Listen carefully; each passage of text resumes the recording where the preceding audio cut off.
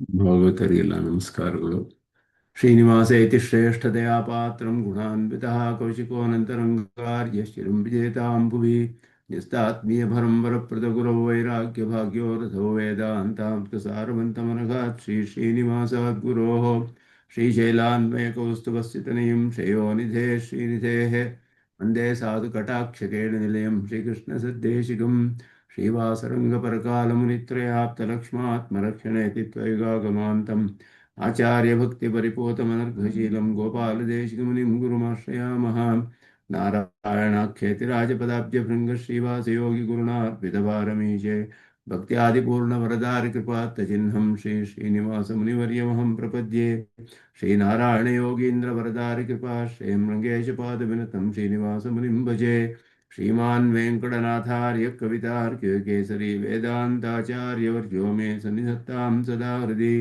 यो नित्यमच्युतपदाम्बुजयुग्मरुक्मं व्यामोहतस्तरितराणि तृणाय मेने अस्मद्गुरोर्भगवतोऽस्यैकसिन्धोः रामानुजस्य चरणौ शरणं प्रपद्ये। विवाहे आमुनं तीर्थं साधुवृन्दावने स्थितं निरस्तजिह्मगस्पर्शेत् कृष्णकृतादरः नाथेन मुनिनाथेन भवेयं नाथवानहं यस्य नैगमिकं दत्तं हस्तामलगताङ्गतं यस्य सारस्वतस्रोतोऽकुलामोदवासितं श्रुतीनां श्रमायालं शठारिं तमुपास्महे। वन्दे वैकुण्ठसेनान्यं देवं सूत्रवती सखं द्वेत्रशिखरस्पन्दे विश्वमेतद्व्यवस्थितं साधर्मचरीं शौरेः सम्मन्त्रितजगद्धितामनुग्रहमयीं वन्दे नित्यमुज्ञातनिग्रहां कमप्याद्यं गुरुं वन्दे कमलागृहमेधिनं प्रवक्ता छन्दसां वक्ता पञ्चरात्रस्य स्वयं वसुदेवसुतं देवं कंसचाणूरमर्दनं देवकी परमानन्दं कृष्णं वन्दे जगद्गुरुं पार्थाय प्रतिबोधितां भगवता नारायणेन स्वयं व्यासेन ग्रथितां पुराणमुनिना मध्ये महाभारतम् अद्वैतामृतवर्षिणीं भगवतीम् अष्टादशाध्यायिनीम् अम्ब त्वामनुसन्दधामि भगवद्गीते भवद्वेषिणीं यत्पदाम्भोरुहध्यानविध्वस्ता शेषकल्मषः वस्तुतामुपयातोऽहं यामुनेयं नमामि तम्। यदि परिवृढो यद्गीतानामदर्शेदञ्जसा निगमपरिषन्नेदीयां संनिरामयमाशयं जननपदवी यातायातश्रमापहरां धियं जनेतु समे देव श्रीमान् धनञ्जयसारथिः सन्तस्सारलयः चित्ततमः प्रमथिनीमिन इमां भजन्तु भगवद्गीता भाष्यतात्पर्यचन्द्रिकाम्।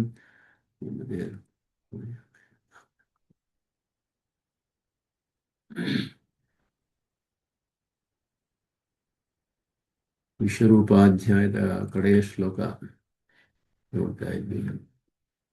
ಮತ್ಕರ್ಮ ಕೃತೆ ಮತ್ಪರಮಃ ಮದ್ಭಕ್ತಃ ಸಂಗವರ್ಜಿತಃ ನಿರ್ವೈರಃ ಸರ್ವಭೂತೇಷು ಯಸ್ಸ ಮಾಮೇತಿ ಪಾಂಡವ.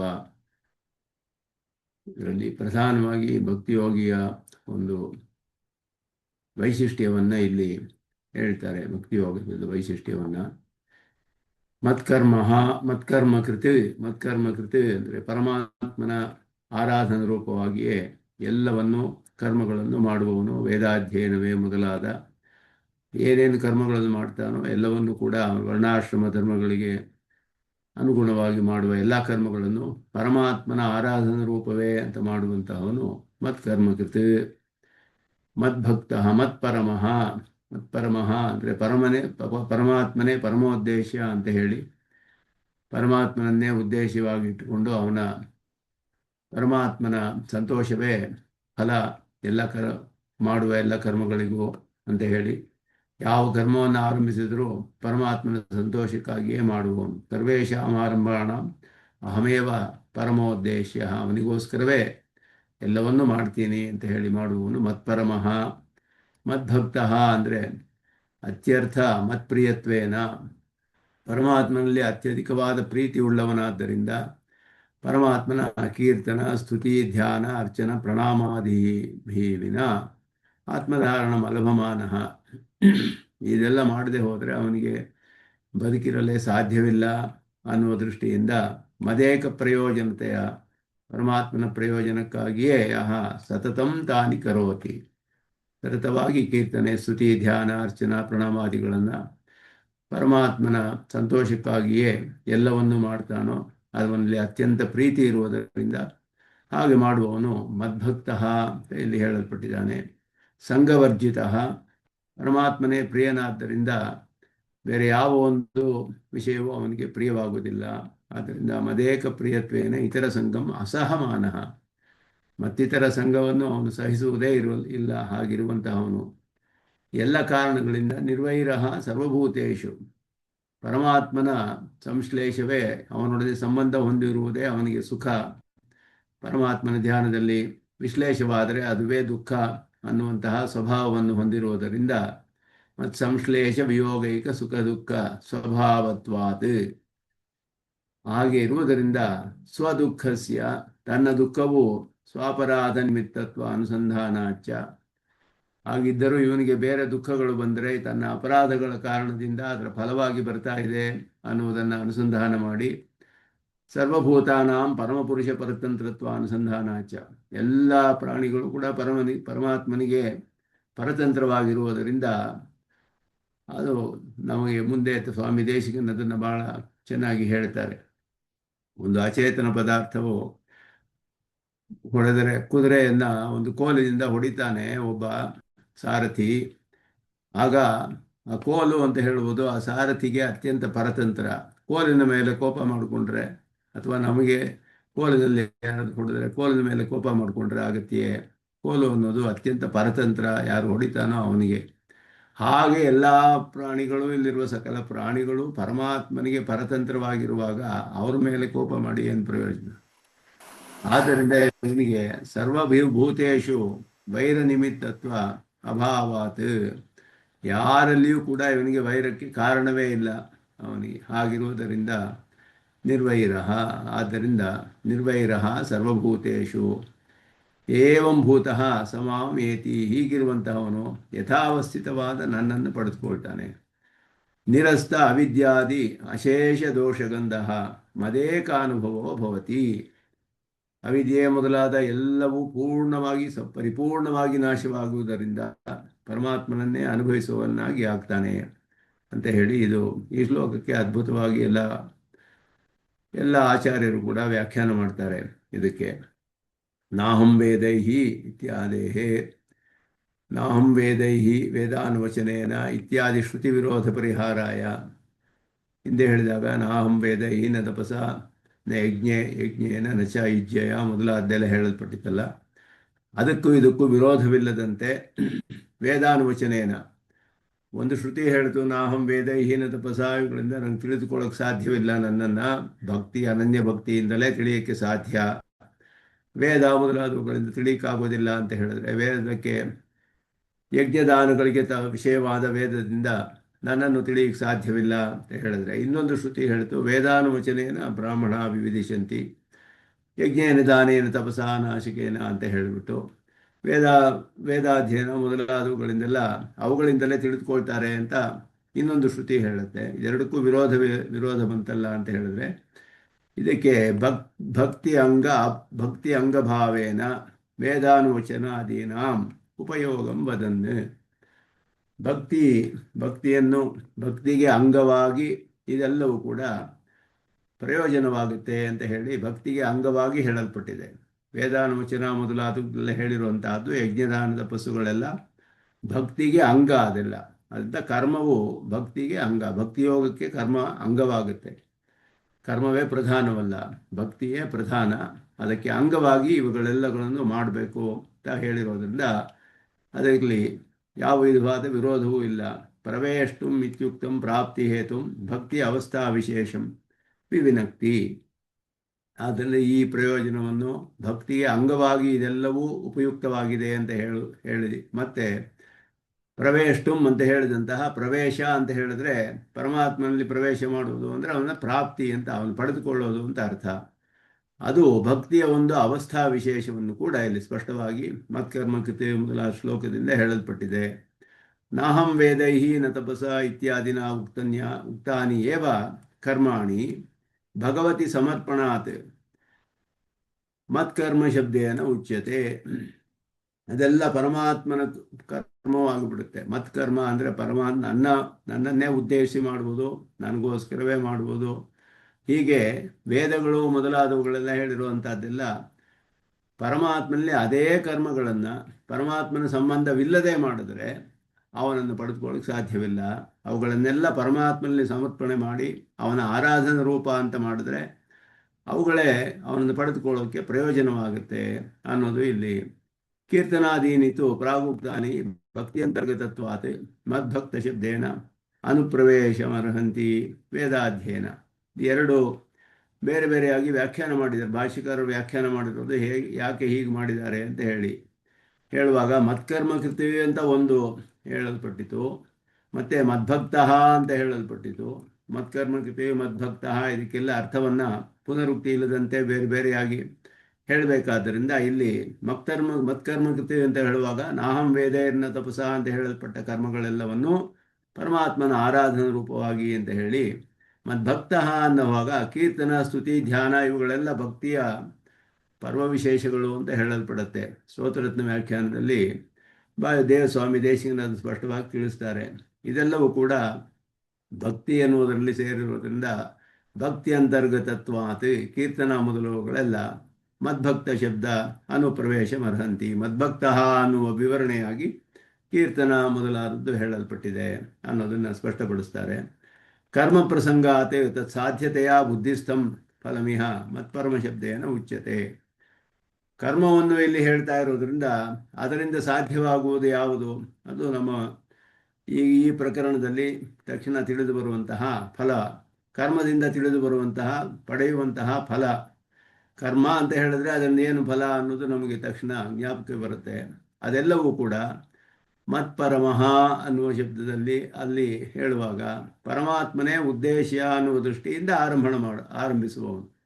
ಆದ್ದರಿಂದ ಉದ್ದೇಶವೆಲ್ಲ ಪರಮಾತ್ಮನೇ ಹೊರತು ಆಯಾ ಕರ್ಮಗಳಿಗೆ ಹೇಳಿದ ಫಲಗಳಲ್ಲ ಅನ್ನೋದನ್ನು ಪರಮಾತ್ಮನ ಪ್ರಯೋಜನಕ್ಕಾಗಿಯೇ ಅವನ ಸಂತೋಷಕ್ಕಾಗಿಯೇ ಎಲ್ಲವನ್ನು ಮಾಡುವವನು ಅನ್ನೋದು ಮತ್ಪರಮಃ.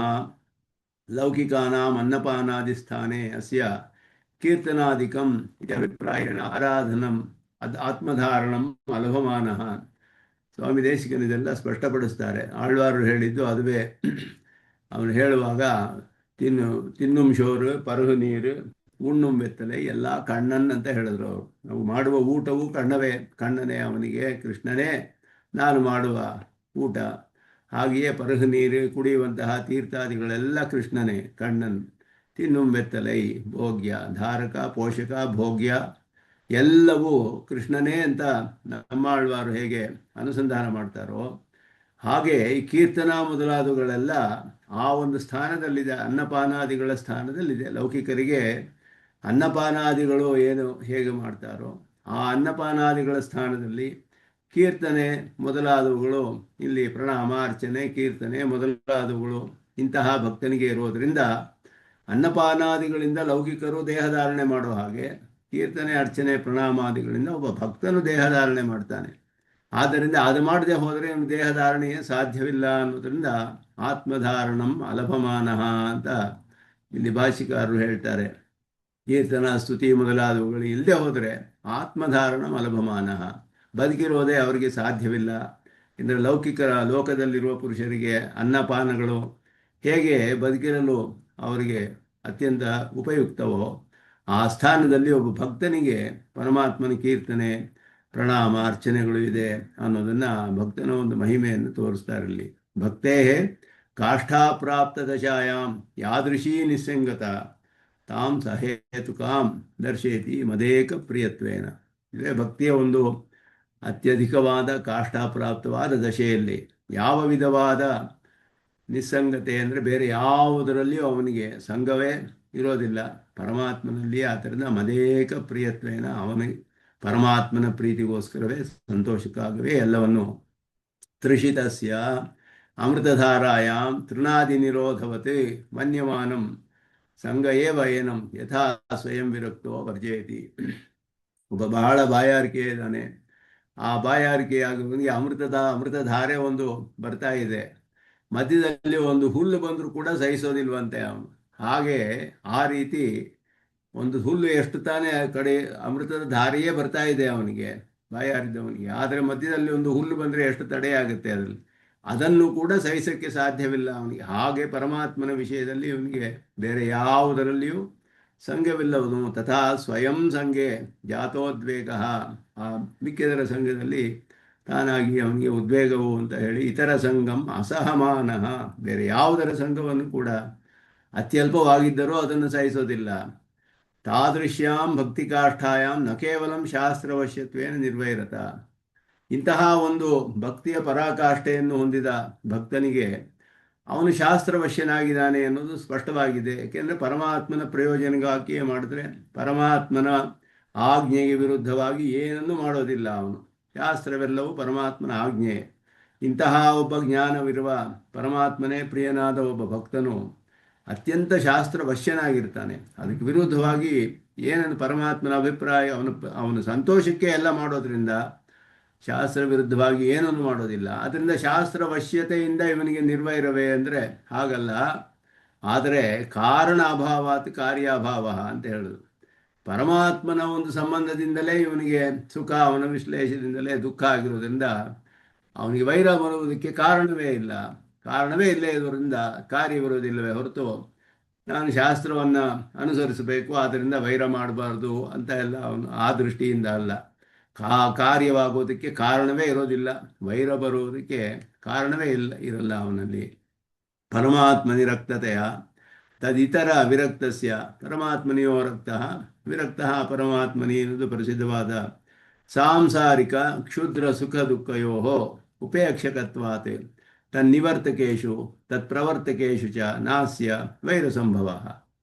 ಸಾಂಸಾರಿಕವಾದ ಪರಮಾತ್ಮನಲ್ಲಿಯೇ ಇವನಿಗೆ ಅತ್ಯಂತ ಭಕ್ತಿ ಇರುವುದರಿಂದ, ಮಿಕ್ಕ ವಿಷಯಗಳಲ್ಲಿ ವಿರಕ್ತಿ ಇರುವುದರಿಂದ ಸಾಂಸಾರಿಕವಾದ ಕ್ಷುದ್ರವಾದ ಸುಖ ದುಃಖಗಳನ್ನೆಲ್ಲ ಅವನು ಯಾವುದನ್ನು ಕೂಡ ಆಸೆ ಪಡೋದಿಲ್ಲ, ಎಲ್ಲ ಉಪೇಕ್ಷೆ ಮಾಡ್ತಾನೆ. ಅವನು ತಿರಸ್ಕಾರ ಮಾಡೋದ್ರಿಂದ ಅದನ್ನು ಉಂಟು ಮಾಡೋದಾಗಲಿ ತಡೆಯೋದಾಗಲಿ ಯಾವುದರಿಂದಲೂ ಅವನಿಗೆ ವೈರವೇ ಉಂಟಾಗೋದಿಲ್ಲ.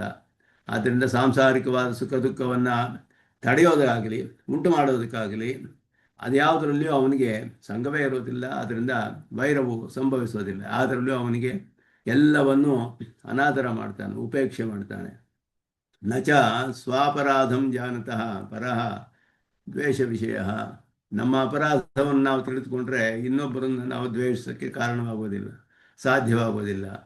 ಅದರಿಂದ ಇನ್ನೊಬ್ಬನು ನಾವು ದ್ವೇಷಿಸೋಕ್ಕೆ ಕಾರಣ ಬೇಕಾದರೆ ನಮ್ಮ ಅಪರಾಧ ಅಲ್ಲ ಅವನ ಅಪರಾಧ ಅಂತ ತಿಳ್ಕೊಳ್ತೀವಿ. ಆದ್ದರಿಂದಲೇ ಅವರಲ್ಲಿ ದ್ವೇಷ ಬರುತ್ತೆ. ಆದರೆ ನನ್ನದೇ ಅಪರಾಧ, ನನ್ನ ಅಪರಾಧದಿಂದಲೇ ದುಃಖ ಬರ್ತಿದೆ ಅಂತ ಒಬ್ಬ ತಿಳಿದು ಬಿಟ್ರೆ ಇನ್ನೊಬ್ಬರಲ್ಲಿ ದ್ವೇಷ ಮಾಡುವುದಕ್ಕೆ ಕಾರಣವೇ ಇರೋದಿಲ್ಲ.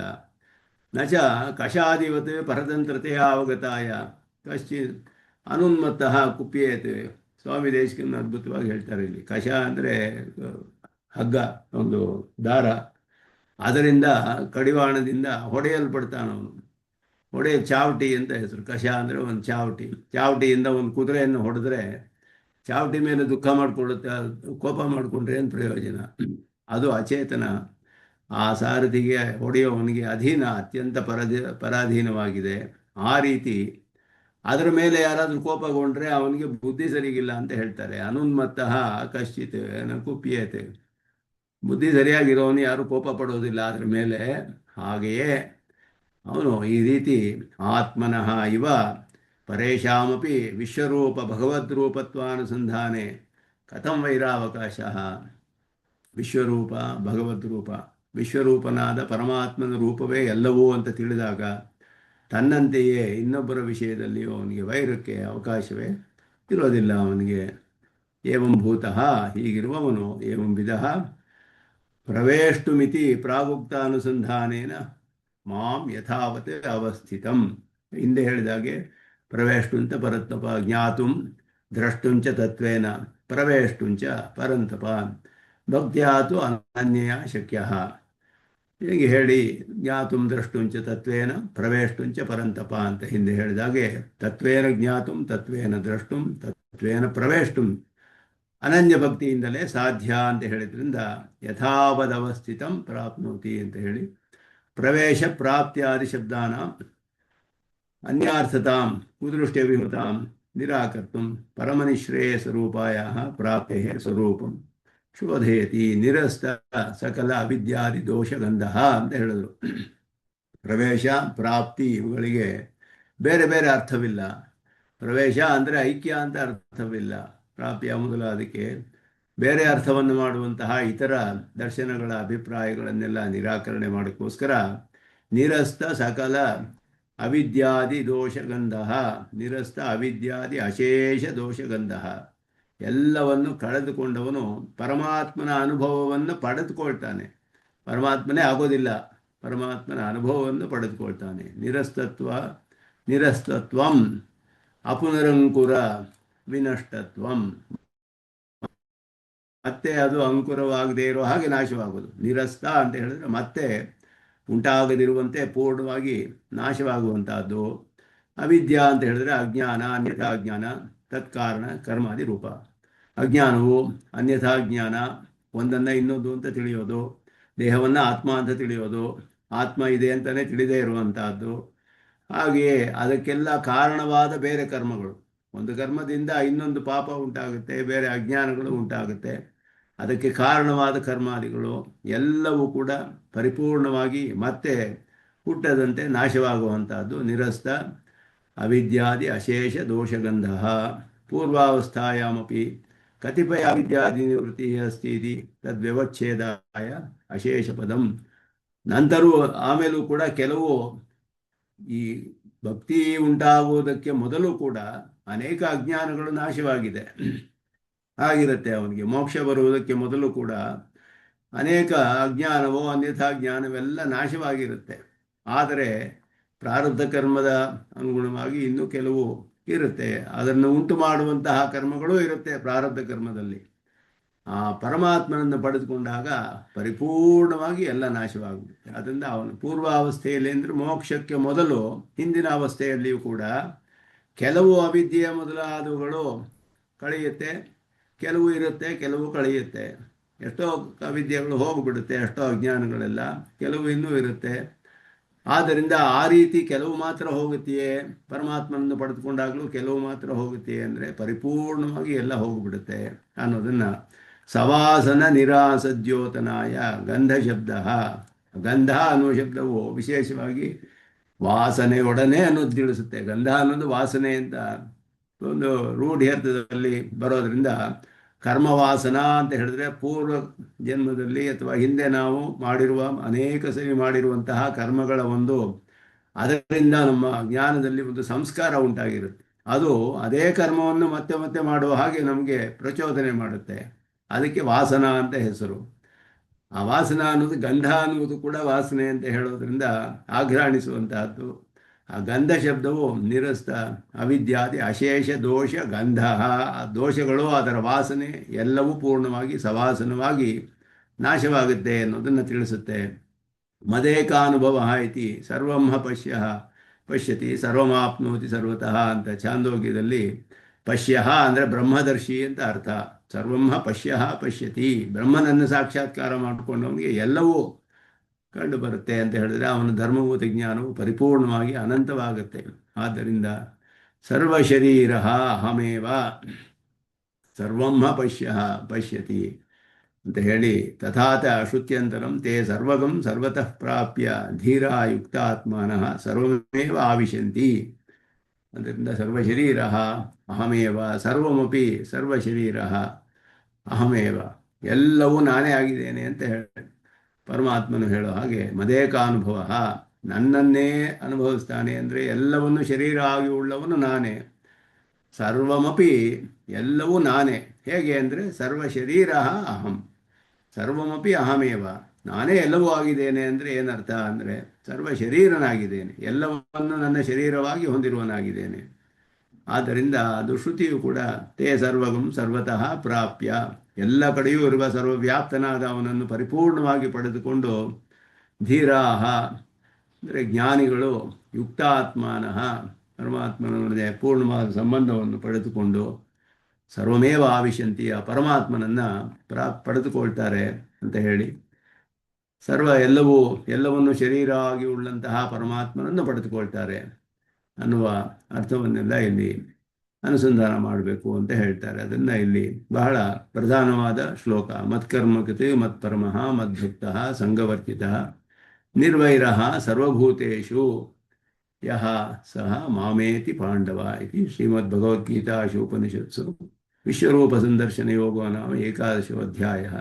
ಎಲ್ಲ ಸ್ವಾಮಿ ದೇಶಿಕನು ಇದಕ್ಕೆ ವಿಶೇಷವಾದ ಹೆಸರುಗಳನ್ನು ಹೇಳ್ತಾರೆ. 18ನೇ ಅಧ್ಯಾಯದಲ್ಲಿ ಒಂದೊಂದು ಅಧ್ಯಾಯಕ್ಕೂ ಕೂಡ ಬೇರೆ ರೂಢಿ ಅರ್ಥದಲ್ಲಿ ಕೆಲವೆಲ್ಲ ಅರ್ಥಗಳಿದೆ. ವಿಶ್ವರೂಪಾಧ್ಯಾಯ, ವಿಭೂತಿ ಅಧ್ಯಾಯ ಮೊದಲಾದದ್ದು. ಸ್ವಾಮಿ ದೇಶಿಕನು ಇದಕ್ಕೆಲ್ಲ ವಿಶೇಷವಾದ ಹೆಸರುಗಳನ್ನು ಕಡೆಯಲ್ಲಿ ಹೇಳ್ತಾರೆ. 18ನೇ ಅಧ್ಯಾಯದ ಕೊನೆಯಲ್ಲಿ ಹೇಳ್ತಾರೆ. ಆ ಅರ್ಥಗಳೆಲ್ಲ ಈ ಅರ್ಥಗಳು. ಯಾಕೆಂದ್ರೆ ಮೊದಲು ಹೇಳುವಾಗ ಅವನಿಗೆ ಅರ್ಜುನ ವಿಷಾದ ಯೋಗ ಅಂತ ಪ್ರಸಿದ್ಧವಾಗಿದೆ ಮೊದಲ ಅಧ್ಯಾಯಕ್ಕೆ. ದುರ್ಯೋಧನ ವಿಷಾದ ಯೋಗ ಅದು, ಅರ್ಜುನನಿಗಲ್ಲ ಅಂತ ಹೇಳಿ. ಹೀಗೆ ವಿಶೇಷವಾದ ಹೆಸರುಗಳನ್ನೆಲ್ಲ ಹೇಳ್ತಾರೆ ಒಂದೊಂದು ಅಧ್ಯಾಯಕ್ಕೂ ಕಡೆಯಲ್ಲಿ. ಈ ಶ್ರೀಮದ್ ಭಗವದ್ ರಾಮಾನುಜ ವಿರಚಿತೆ ಶ್ರೀಮದ್ಗೀತಾ ಭಾಷ್ಯೆ ಏಕಾದಶೋಧ್ಯಾಯ. ಭಗವದ್ಗೀತಾ ಭಾಷ್ಯ ಟೀಕಾಯಾಮ್ ತಾತ್ಪರ್ಯಚಂದ್ರಿಕಾಯಾಮ್ ಏಕಾದಶೋಧ್ಯಾಯ. 11ನೇ ಅಧ್ಯಾಯವು ಅಲ್ಲಿಗೆ ಮುಗಿಯುತ್ತೆ. ಅದ್ಭುತವಾದ ವಿಶ್ವರೂಪ ದರ್ಶನದ ಅಧ್ಯಾಯವನ್ನು ಅನುಸಂಧಾನ ಮಾಡಿ ಈಗ ಮುಂದೆ 12ನೆಯ ಅಧ್ಯಾಯವನ್ನು ಆರಂಭಿಸ್ತೇವೆ.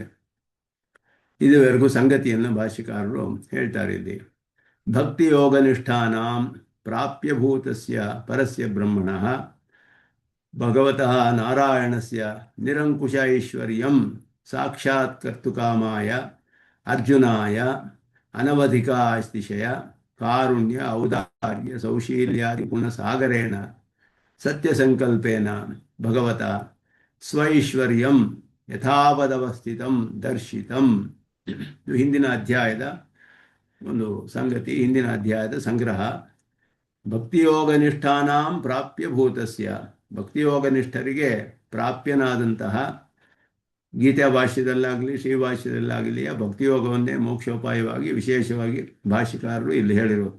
ಗದ್ಯತ್ರಯದಲ್ಲಿ ಅಲ್ಲಿ ಗದ್ಯದಲ್ಲಿ ಶರಣಾಗತಿಯನ್ನೇ ನೇರವಾಗಿ ಮೋಕ್ಷೋಪಾಯ ಅಂತ ಹೇಳಿರೋದು. ಅದು ಹಾಗೆ ವಿಶೇಷವಾಗಿ ಇದೆ ಹೇಳಲ್ಪಟ್ಟಿದೆ.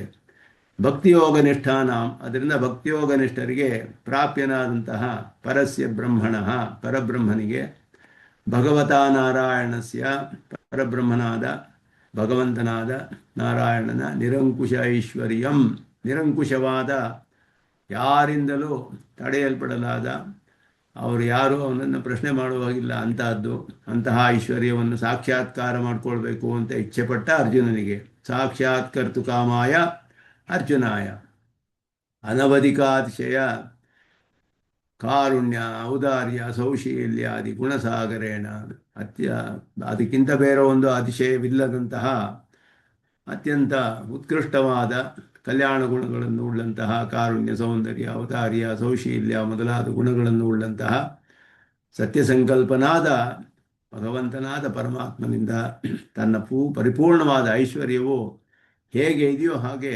ತೋರಿಸಲ್ಪಟ್ಟಿತು. ಯಥಾವದವಸ್ಥಿತಂ ದರ್ಶಿತಂ ಉಕ್ತಂಚ ತತ್ವತಃ, ಅದಾದ ಮೇಲೆ ತತ್ವತಃ ಭಗವದ್ಜ್ಞಾನ ದರ್ಶನ ಪ್ರಾಪ್ತೀನಾಂ, ಹೇಗೆ ಇದೆಯೋ ಹಾಗೆ ಯಥಾವಸ್ಥಿತವಾದ ಜ್ಞಾನಕ್ಕೂ ದರ್ಶನಕ್ಕೂ ಪ್ರಾಪ್ತಿಗೂ ಕೂಡ ಐಕಾಂತಿಕಾತ್ಯಂತಿಕ ಭಗವದ್ಭಕ್ತಿಯೇಕ ಲಭ್ಯತ್ವಂ, ಐಕಾಂತಿಕವೂ ಆತ್ಯಂತಿಕವೂ ಆದ ಪರಮಾತ್ಮನಲ್ಲಿ ಭಕ್ತಿಯೇ ಅಂತಹ ಭಗವದ್ಭಕ್ತಿ ಏಕ ಲಭ್ಯತ್ವಂ, ಅದರಿಂದಲೇ ಪಡೆಯಲ್ಪಡುವುದು ಅನ್ನೋದು ಕೂಡ ಹೇಳಲ್ಪಟ್ಟಿತು.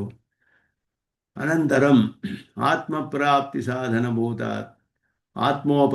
ಆತ್ಮೋಪಾಸನಾತ್ ಭಕ್ತಿರೂಪಸ್ಯ ಭಗವದುಪಾಸನಸ್ಯ ಸ್ವಸಾಧ್ಯ ನಿಷ್ಪಾದನೆ ಶೈಘ್ರ್ಯಾತ್ ಸುಸುಖ ಉಪಾದಾನತ್ವಾಚ ಶ್ರೈಷ್ಠ್ಯಂ. ಈ ಅಧ್ಯಾಯದಿಂದ ನಮ್ಮ ಸಿದ್ಧಾಂತದಲ್ಲಿ ವ್ಯಾಖ್ಯಾನವೆಲ್ಲ ಬದಲಾಗುತ್ತೆ, ಅರ್ಥಗಳೆಲ್ಲ ಬೇರೆ ಬೇರೆಯಾಗಿ, ಅದ್ವೈತ ದರ್ಶನದೆಲ್ಲ ಬೇರೆ ರೀತಿಯಲ್ಲಿದೆ, ಶಬ್ದಗಳಿಗೆ ಅರ್ಥಗಳನ್ನೆಲ್ಲ ಬೇರೆ ಬೇರೆ ರೀತಿಯಲ್ಲಿದೆ, ಅತ್ಯಂತ ಅನೇಕ ವ್ಯತ್ಯಾಸಗಳು ಕಂಡುಬರುತ್ತೆ, ಪ್ರಧಾನವಾದ ವ್ಯತ್ಯಾಸಗಳೆಲ್ಲ. ಆದ್ದರಿಂದ ಇಲ್ಲಿ ಭಾಷ್ಯಕಾರರು ಪೂರ್ವಾಪರಕ್ಕೆ ಅನುಗುಣವಾಗಿ, ಮುಂದೆ ಬರುವ ಶ್ಲೋಕಕ್ಕೆ ಎಲ್ಲಕ್ಕೂ ಅನುಗುಣವಾಗಿ, ಇತರ ಶ್ರುತಿಗಳಿಗೆಲ್ಲ ಅನುಗುಣವಾಗಿ, ಎಲ್ಲಕ್ಕೂ ಅನುಗುಣವಾಗಿ ಇಲ್ಲಿ ವ್ಯಾಖ್ಯಾನ ಮಾಡಿದ್ದಾರೆ. ವಿಶೇಷವಾಗಿ ಇಲ್ಲಿ ಮುಂದೆ ಇನ್ನೇನು ಹೇಳಲ್ಪಡುತ್ತೆ ಅಂತ ಹೇಳಿದ್ರೆ 12ನೇ ಅಧ್ಯಾಯದಲ್ಲಿ ಆತ್ಮಪ್ರಾಪ್ತಿ ಸಾಧನಭೂತಾತ್ ಆತ್ಮೋಪಾಸನಾತ್, ಆತ್ಮಪ್ರಾಪ್ತಿಗೆ ಪಡೆದುಕೊಳ್ಳಲು, ಆತ್ಮವನ್ನು ಜೀವಾತ್ಮನ ಪರಿಶುದ್ಧವಾದ ಆತ್ಮಸ್ವರೂಪವನ್ನು ಪಡೆದುಕೊಳ್ಳಲು ಮಾಡುವಂತಹ ಉಪಾಸನೆ, ಆತ್ಮೋಪಾಸನೆಗಿಂತ ಭಕ್ತಿರೂಪವಾದ ಭಗವದುಪಾಸನೆಗೆ, ಭಕ್ತಿರೂಪಸ್ಯ ಭಗವದುಪಾಸನಸ್ಯ ಸ್ವಸಾಧ್ಯ ನಿಷ್ಪಾದನೆ, ಅವುಗಳಿಂದ ಸಾಧ್ಯವಾದ ಫಲವನ್ನು ಉಂಟು ಮಾಡುವುದರಲ್ಲಿ. ಸ್ವಸಾಧ್ಯ ನಿಷ್ಪಾದನೆ ಅಂದರೆ ಆತ್ಮೋಪಾಸನೆಯಿಂದ ಆತ್ಮಾವಲೋಕನ ಸಾಧ್ಯವಾಗುತ್ತೆ, ಆತ್ಮನ ಪರಿಪೂರ್ಣ ಆತ್ಮಸ್ವರೂಪದ ಪ್ರಾಪ್ತಿ. ಭಗವದುಪಾಸನೆಯಿಂದ ಭಗವಂತನ ಪ್ರಾಪ್ತಿ, ಅದು ಸಾಧ್ಯವಾದದ್ದು ಇದೆರಡುಗಳಿಂದಲೂ. ಆತ್ಮೋಪಾಸನೆ, ಭಗವದುಪಾಸನೆ, ಇದು ಉಪಾಸನೆಯನ್ನು ಹೇಳ್ತಾ ಇರೋದು. ಉಪಾಸನೆ ಅಂದರೆ ಈಗ ಭಕ್ತಿಯೋಗಕ್ಕೆ ಬಂದಿರುವಂಥ ಕರ್ಮಯೋಗ ಜ್ಞಾನಯೋಗ ಆದ ಮೇಲೆ ಭಕ್ತಿಯೋಗ. ಆದ್ದರಿಂದ ಇಲ್ಲಿ ಭಕ್ತಿಯೋಗದ ವಿಷಯ ಇಲ್ಲಿ ಹೇಳಲ್ಪಡ್ತಾ ಇದೆ. ಅಲ್ಲಿ ಆತ್ಮೋಪಾಸನೆ, ಮತ್ತು ಇದು ಕರ್ಮಯೋಗವಲ್ಲ, ಇದು ಆತ್ಮ ಉಪಾಸನೆ, ಉಪಾಸನೆ ಹೇಳಲ್ಪಡ್ತಾ ಇದೆ. ಆತ್ಮೋಪಾಸನೆ, ಭಗವದುಪಾಸನೆ, ಭಕ್ತಿರೂಪವಾದ ಭಗವದುಪಾಸನೆ ಮತ್ತು ಆತ್ಮೋಪಾಸನೆ, ಇವುಗಳಲ್ಲಿ ತಮ್ಮ ತಮ್ಮ ಫಲವನ್ನು ಉಂಟು ಮಾಡುವುದರಲ್ಲಿ ಆತ್ಮೋಪಾಸನೆಯು ಆತ್ಮಾನುಭವವನ್ನು ಉಂಟು ಮಾಡುತ್ತೆ, ಭಗವದುಪಾಸನೆಯು ಭಗವಂತನ ಅನುಭವವನ್ನು ಉಂಟು ಮಾಡುತ್ತೆ. ಅದರಲ್ಲಿ ಶೈಘ್ರ್ಯಾತ್ ಸುಸುಖೋಪಾದನಾಚ ಶ್ರೇಷ್ಠ್ಯಂ, ಇವುಗಳಲ್ಲಿ ಭಗವದುಪಾಸನೆಯು ಶೀಘ್ರವಾಗಿ ಫಲ ಕೊಡುವುದರಿಂದಲೂ ಮಾಡುವುದಕ್ಕೆ ಬಹಳ ಸುಖವಾಗಿರುವುದರಿಂದಲೂ, ಅದನ್ನು ಅನುಷ್ಠಾನ ಮಾಡುವಾಗಲೇ ಅತ್ಯಂತ ಸುಖವಾಗಿರುವುದರಿಂದಲೂ ಶ್ರೇಷ್ಠವಾದದ್ದು. ಮತ್ತು ಭಗವದುಪಾಸನೋಪಾಯಶ್ಚ ತದಕ್ಷರಸ್ಯ ತದಶಕ್ತಸ್ಯ ಅಕ್ಷರನಿಷ್ಠ ಚ ತದಪೇಕ್ಷಿತಾಶ್ಚ ಉಚ್ಯಂತೆ. ಭಗವಂತನ ಉಪಾಸನೆಗೆ ಉಪಾಯವು ಮತ್ತು ಭಗವಂತನ ಉಪಾಸನೆ ಮಾಡುವಲು ಅಶಕ್ತನಾದವನಿಗೆ ಅಕ್ಷರನಿಷ್ಠತೆ ಅಂದರೆ ಆತ್ಮನಿಷ್ಠೆ ಅದು ಕೂಡ, ಮತ್ತು ಅದಕ್ಕೆ ಯಾವುದು ಅಪೇಕ್ಷಿತವಾದದೋ ಅವುಗಳೆಲ್ಲವೂ ಈಗ ಹೇಳಲ್ಪಡುತ್ತೆ. ಆದ್ದರಿಂದ ಇಲ್ಲಿ ಆತ್ಮೋಪಾಸನಾತ್ ಭಗವದುಪಾಸನಸ್ಯ ಶೈಘ್ರ್ಯಾತ್ ಸುಸುಖ ಉಪಾದಾನಾಚ್ಯುತಾಚ ಶ್ರೇಷ್ಠ್ಯಂ.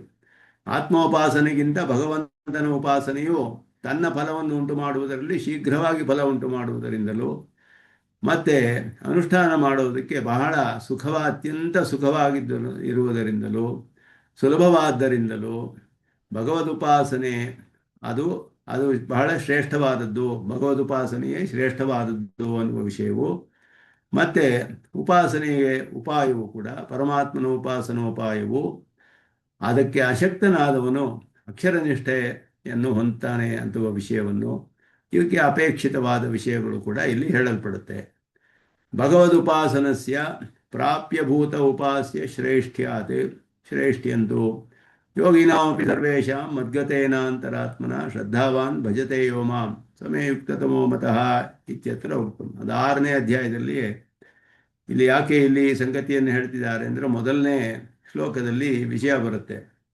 ಹೇಳುವಾಗ ಏವಂ ಸತತಯುಕ್ತಾಯೇ ಭಕ್ತಾಸ್ತ್ವಾಂ ಪರ್ಯುಪಾಸತೆ ಯೇ ಚ ಅಕ್ಷರಂ ಅವ್ಯಕ್ತಂ ಯಶಾಂಕೆ ಯೋಗವಿತ್ತಮಾಹ ಅಂತ, ಯೋಗವಿತ್ತಮರು ಅನ್ನುವ ಶಬ್ದ ಬಂದಿದೆ. ಯೋಗವಿತ್ತಮಾಹ ಅಂತ ಹೇಳಿದ್ರೆ ಅತ್ಯಂತ ಚೆನ್ನಾಗಿ ಯೋಗವನ್ನು ಮಾಡುವಂತಹವರು, ತಿಳಿದವರು, ಮಾಡುವವರು ಅಂತ ಅರ್ಥ. ಆದರೆ ಶ್ರೇಷ್ಠರಾದವರು ಅಂತ ಅರ್ಥವೇ. ಯಾವ ಒಂದು ದೃಷ್ಟಿಯಿಂದ ಯೋಗವಿತ್ತಮತ್ವ ಅನ್ನೋದು ಹೇಳಲ್ಪಟ್ಟಿದೆ, ಪರಮಾತ್ಮನನ್ನು ಭಕ್ತಿಯಿಂದ ಉಪಾಸನೆ ಮಾಡುವವರು ಅಕ್ಷರನಿಷ್ಠರು. ಇವರಿಬ್ಬರಲ್ಲಿ ಯಾರು ಯೋಗವಿತ್ತಮರು ಅಂತ ಹೇಳಿದ್ರೆ, ಈ ಉಪಾಸ್ಯವು ಶ್ರೇಷ್ಠವಾದ್ದರಿಂದ ಯೋಗವಿತ್ತಮರು ಅನ್ನೋದು ಹೇಳಲೇಬೇಕಾಗಿಲ್ಲ. ಪರಮಾತ್ಮನು ಜೀವಾತ್ಮನಿಗಿಂತ ಶ್ರೇಷ್ಠನಾದವನು, ಉತ್ಕೃಷ್ಟನಾದವನು. ಆದ್ದರಿಂದ ಉಪಾಸ್ಯನಾದ ಪರಮಾತ್ಮನನು ಉಪಾಸ್ಯನಾದ್ದರಿಂದ ಭಕ್ತಿಯೋಗವು ಉತ್ಕೃಷ್ಟವಾದದ್ದು ಆತ್ಮೋಪಾಸನೆಗಿಂತ ಅಂತ ಹೇಳಲೇಬೇಕಾಗಿಲ್ಲ. ಅದು ಮೊದಲೇ ಹೇಳಾಗಿದೆ 6ನೇ ಅಧ್ಯಾಯದಲ್ಲಿಯೇ. ಯೋಗಿನಾಮಪಿ ಸರ್ವೇಷಾಂ, ಎಲ್ಲ ಯೋಗಿಗಳಿಗಿಂತಲೂ ಮದ್ಗತೇನ ಅಂತರಾತ್ಮನ ಶ್ರದ್ಧಾವಾನ್ಯ ಮಾಂ ಭಜತೆ, ನನ್ನನ್ನು ಉಪಾಸನೆ ಮಾಡ್ತಾನೋ ಸಮೇ ಯುಕ್ತತಮೋ ಮತಃ, ಅವನೇ ಎಲ್ಲದಕ್ಕಿಂತಲೂ ಅತ್ಯಂತ ಶ್ರೇಷ್ಠವಾದ ಯೋಗಿ ಅನ್ನೋದು ಕೃಷ್ಣನು ಆಗಲೇ 6ನೇ ಅಧ್ಯಾಯದಲ್ಲಿ ಹೇಳಿ ಆಯಿತು. ಕಡೆಯ ಶ್ಲೋಕದಲ್ಲಿ 7ನೇ ಅಧ್ಯಾಯ ಭಕ್ತಿಯೋಗ ಆರಂಭಿಸುವುದಕ್ಕೆ ಮೊದಲು ಅದಕ್ಕೆ ಸಂಗತಿಯಾಗಿ 6ನೇ ಅಧ್ಯಾಯದ ಕಡೆಯ ಶ್ಲೋಕದಲ್ಲಿ ಅದನ್ನು ಹೇಳಿ ಆಯಿತು. ಆದ್ದರಿಂದ ಇಲ್ಲಿ ಯೋಗವಿತ್ತಮಃ ಅಂತ ಹೇಳಿರೋದು ಉಪಾಸ್ಯನ ಶ್ರೇಷ್ಠದಿಂದ ಅಲ್ಲ ಹೇಳಿರೋದಿಲ್ಲ. ಅಂದ ಭಾಷ್ಯಕಾರರು ಅರ್ಥ ಮಾಡುವಾಗ ಇದು ಆಳವಂದಾರು ಕೂಡ ಅದನ್ನೇ ಹೇಳಿರೋದು. ಯೋಗ ಗೀತಾರ್ಥ ಸಂಗ್ರಹದಲ್ಲಿ ಉಪಾಸನೆಯು ತನ್ನ ಫಲವನ್ನು ಕೊಡುವುದರಲ್ಲಿ ಶೀಘ್ರವಾಗಿ ಯಾವುದು ಫಲ ಕೊಡುತ್ತೆ ಆ ವಿಷಯ ಇಲ್ಲಿ ಹೇಳಲ್ಪಟ್ಟಿದೆ. ಮತ್ತು ಮಾಡುವುದಕ್ಕೆ ಬಹಳ ಸುಲಭವಾದದ್ದು. ಈ 2 ಕಾರಣಗಳಿಂದ ಶ್ರೇಷ್ಠ್ಯವು ಹೇಳಲ್ಪಡುತ್ತೆ ಹೊರತು ಉಪಾಸ್ಯನ ಒಂದು ದೃಷ್ಟಿಯಿಂದ ಶ್ರೇಷ್ಠ್ಯವಲ್ಲ. ಅದನ್ನು ಇಲ್ಲಿ ಮೊದಲು ಸ್ಪಷ್ಟಪಡಿಸ್ತಾರೆ. ಉಪಾಸ್ಯನು ಶ್ರೇಷ್ಠ ಅನ್ನೋದು ಹೇಳಲೇಬೇಕಾಗಿಲ್ಲ. ಪರಮಾತ್ಮನು ಶ್ರೇಷ್ಠನಾದವನು ಜೀವಾತ್ಮನಿಗಿಂತ ಅನ್ನೋದು ಸ್ಪಷ್ಟವಾಗಿಯೇ ಇದೆ. ಅದನ್ನು ಇಲ್ಲಿ ಹೇಳಬೇಕಾಗಿಲ್ಲ. ಆ ಸಂದೇಹ ಅರ್ಜುನನಿಗೆ ಇರಲಿಲ್ಲ. ಆದರೆ ಶೀಘ್ರವಾಗಿ ಫಲ ಯಾವುದರಲ್ಲಿ ಬರುತ್ತೆ, ಯಾವುದು ಮಾಡುವುದಕ್ಕೆ ಸುಲಭ, ಆ ಎರಡು ದೃಷ್ಟಿಯಿಂದ ಇಲ್ಲಿ ಶ್ರೇಷ್ಠ ಅಂತ ಹೇಳುವುದು ಹೇಳಲ್ಪಟ್ಟಿದೆ. ಆದ್ದರಿಂದ ಇಲ್ಲಿ ಭಗವದುಪಾಸನಸ್ಯ ಪ್ರಾಪ್ಯಭೂತ ಉಪಾಸ್ಯ ಶ್ರೇಷ್ಠ್ಯಾತ್, ಪರಮಾತ್ಮನ ಉಪಾಸನೆಯು ಪ್ರಾಪ್ಯನಾದ ಉಪಾಸ್ಯನು ಶ್ರೇಷ್ಠನಾದ್ದರಿಂದ, ಪರಮಾತ್ಮನೇ ಆದ್ದರಿಂದ ಶ್ರೇಷ್ಠ್ಯಂತು 6ನೇ ಅಧ್ಯಾಯದಲ್ಲಿ ಇತ್ಯತ್ರ ಉಕ್ತಂ ಯೋಗಿನಾಮಪಿ ಸರ್ವೇಷಾಂ ಮಗ್ಗತೇನ ಅಂತರಾತ್ಮನ ಅಲ್ಲಿ ಹೇಳಲ್ಪಟ್ಟಿದೆ. ಅದನ್ನು ಮತ್ತೆ ಇಲ್ಲಿ ಹೇಳಬೇಕಾಗಿಲ್ಲ. ಆದ್ದರಿಂದ ಇಲ್ಲಿ ಹೇಳಿರೋದು ಸ್ವಸಾಧ್ಯ ನಿಷ್ಪಾದನೆ ಶೈಘ್ರ್ಯಾತ್ ಸುಸುಖ ಉಪಾದಾನತ್ವಾಚ ಶ್ರೇಷ್ಠ್ಯಂ. ತನ್ನ ಒಂದು ಸಾಧ್ಯವಾದ ಫಲವನ್ನು ಉಂಟು ಮಾಡುವುದರಲ್ಲಿ ಶೀಘ್ರವಾದ ಫಲವನ್ನು ಕೊಡುವ ದೃಷ್ಟಿಯಿಂದಲೂ ಮಾಡುವುದಕ್ಕೆ ಅತ್ಯಂತ ಸುಖವಾದ್ದರಿಂದಲೂ ಅದು ಶ್ರೇಷ್ಠವಾದದ್ದು ಅನ್ನೋದು ಈಗ ಹೇಳಲ್ಪಡುತ್ತೆ ಅನ್ನೋದನ್ನು ಮೊದಲು ಸಂಗತಿಯಲ್ಲಿ ಸ್ಪಷ್ಟಪಡಿಸ್ತಾರೆ. ಈ ಅಧ್ಯಾಯದಲ್ಲಿ ಏನು ಹೇಳಲ್ಪಡುತ್ತೆ ಅನ್ನೋ ವಿಷಯವನ್ನು ಅರ್ಜುನನು ಅದರಲ್ಲಿ ಪ್ರಶ್ನೆ.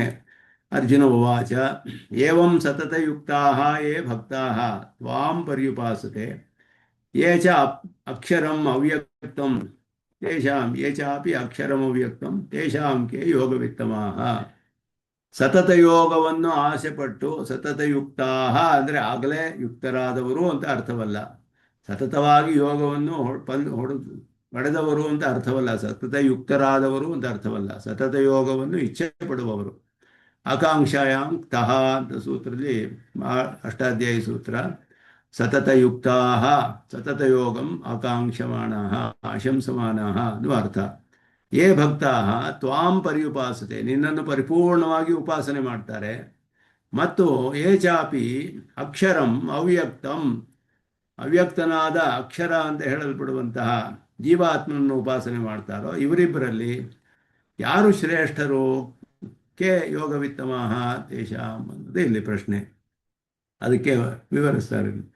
ಏವಂ ಮತ್ಕರ್ಮ ಕೃತೆ ಇತ್ಯಾದಿನ ಉಕ್ತೇನ ಪ್ರಕಾರೇಣ ಸತತಯುಕ್ತಾಃ ಭಗವಂತಂ ತ್ವಾಮೇವ ಪರಂಪ್ರಾಪ್ಯಂ ಮನ್ವಾನಾಃ ನಿನ್ನನ್ನೇ ಪರಮಪ್ರಾಪ್ಯ ಅಂತ ತಿಳಿದುಕೊಂಡಿರುವಂತಹವರು, ನಿನ್ನಲ್ಲಿಯೇ ಮನಸ್ಸನ್ನು ಇಟ್ಟವರು, ಇನ್ನೂ ಪ್ರಾಪ್ತಿ ಆಗಿಲ್ಲ, ಉಪಾಸನೆ ಮಾಡ್ತಾ ಇದ್ದಾರೆ.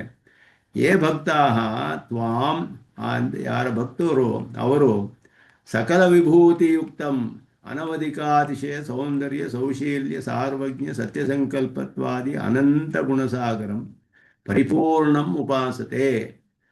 ಸಕಲ ವಿಭೂತಿಯನ್ನು ಹೊಂದಿರುವಂತಹ ಅನವಧಿಕಾತಿಶಯವಾದ ಸೌಂದರ್ಯ ಸೌಶೀಲ್ಯ ಸಾರ್ವಜ್ಞ ಸತ್ಯಸಂಕಲ್ಪತ್ವ ಮೊದಲಾದ ಅನಂತವಾದ ಗುಣಗಳ ಸಾಗರನಾದ ನಿನ್ನನ್ನು ಪರಿಪೂರ್ಣವಾಗಿ ಉಪಾಸನೆ ಮಾಡ್ತಾರೋ. ಪರ್ಯುಪಾಸತೆ ಪರಿ ಎನ್ನುವ ಉಪಸರ್ಗಕ್ಕೆ ಪರಿಪೂರ್ಣಂ ಉಪಾಸತೆ. ಏಚ ಅಪಿ ಅಕ್ಷರಂ ಯಾರು ಅಕ್ಷರನನ್ನು ಅಂದರೆ ಪ್ರತ್ಯಗಾತ್ಮ ಸ್ವರೂಪಂ ಜೀವಾತ್ಮ ಸ್ವರೂಪವನ್ನು, ತದೇವಚ ಅವ್ಯಕ್ತಂ ಅವ್ಯಕ್ತವಾದದ್ದು, ಚಕ್ಷುರಾದಿ ಕರಣ ಅನಭಿವ್ಯಕ್ತ ಸ್ವರೂಪಂ ಉಪಾಸತೆ ಕಣ್ಣು ಮೊದಲಾದ ಇಂದ್ರಿಯಗಳಿಗೆ ವ್ಯಕ್ತವಾಗದಂತಹ ಜೀವಾತ್ಮನ ಸ್ವರೂಪವನ್ನು ಉಪಾಸನೆ ಮಾಡ್ತಾರೆ. ನಮ್ಮ ಇಂದ್ರಿಯಗಳಿಗೆ ವ್ಯಕ್ತವಾಗದಂತಹ ಅವ್ಯಕ್ತ ಅಂತ ಹೇಳಲ್ಪಟ್ಟ ಪ್ರತ್ಯಗಾತ್ಮ ಸ್ವರೂಪವನ್ನು ಯಾರು ಉಪಾಸನೆ ಮಾಡ್ತಾರೋ ತೇಷಾಂ ಉಭಯೇಷಾಂ ಕೇ ಯೋಗವಿತ್ತಮಃ ಇವರಲ್ಲಿ ಯಾರು ಯೋಗವಿತ್ತಮರು ಅಂದರೆ ಕೇ ಸ್ವಸಾಧ್ಯಂ ಪ್ರತಿ ಶೀಘ್ರಗಾಮಿನಃ ಇತ್ಯರ್ಥ. ಇದರಲ್ಲಿ ಸಾಧ್ಯವಾದ ಫಲವನ್ನು ಬೇಗ ಯಾರು ಪಡೆದುಕೊಳ್ತಾರೆ, ಯಾರು ಶೀಘ್ರವಾಗಿ ಫಲವನ್ನು ಪಡೆದುಕೊಳ್ತಾರೆ ಅಂತ ಹೇಳಿ. ನನ್ನ ಆತ್ಮ ಅಂತನಾ? ಪ್ರತ್ಯಗಾತ್ಮ ಅಂದ್ರೆ ಜೀವಾತ್ಮ, ಪ್ರತ್ಯಕ್ತ್ವ ಅಂದ್ರೆ ಸ್ವಸ್ಮೈ ಭಾಸಮಾನತ್ವಂ ಅಂತ. ಪ್ರತ್ಯಗಾತ್ಮ ಅಂದ್ರೆ ಜೀವಾತ್ಮ ಪ್ರತ್ಯಗಾತ್ಮ ಜೀವಾತ್ಮ. ಭವಾಮಿನ ಚಿರಾತ್ ಪಾರ್ಥ ಇತಿ ಉತ್ತರತ್ರ ಯೋಗವಿತ್ತಮತ್ವಂ ಶೈಘ್ರ್ಯ ವಿಷಯಮಿತಿ ವ್ಯಂಜಯಿಷ್ಯತೆ. ಇದಕ್ಕೆ ಕಾರಣವನ್ನು ಹೇಳ್ತಾರೆ ಭಾಷಿಕರು, ಯಾಕೆ ಈ ರೀತಿ ಅರ್ಥ ಮಾಡಿದ್ದಾರೆ. ಉಪಾಸ್ಯನ ಶ್ರೇಷ್ಠದಿಂದ ಇಲ್ಲಿ ಯೋಗವಿತ್ತಮಃ ಅಂತ ಹೇಳಿಲ್ಲ, ಫಲದಲ್ಲೂ ಶೀಘ್ರವಾಗಿ ಬರುವ ದೃಷ್ಟಿಯಿಂದ ಯೋಗವಿತ್ತಮರು ಅಂತ ಹೇಳಿದರು.